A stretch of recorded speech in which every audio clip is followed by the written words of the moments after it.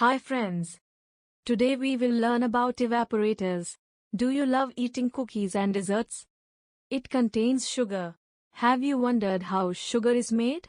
It is made by the process of evaporation in the equipment called evaporator. Evaporation is the concentration of the solution by the vaporization of volatile substance that is usually solvent. But how? This is done by kind of heat exchanger called evaporator. Feed is sent to evaporator. It is then heated by hot fluid, usually saturated steam. Feed is then evaporated in the evaporator. Solvent gets heated up and leaves the evaporator in form of vapor from the top. This increases concentration of the solution in the evaporator. Concentrated solution comes out as bottom product.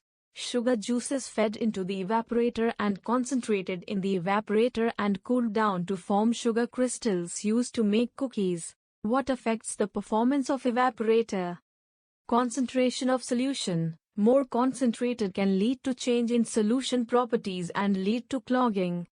Foaming tendency. Foaming leads to ineffective heat transfer. Temperature sensitivity. High temperature sensitive solution can degrade. Scaling. Scaling can lead to ineffective heat transfer and will require frequent maintenance. Evaporators work at high temperature and require materials like steel to make it. Hope you understood how evaporators work. Keep learning. Keep growing and smiling. Thank you.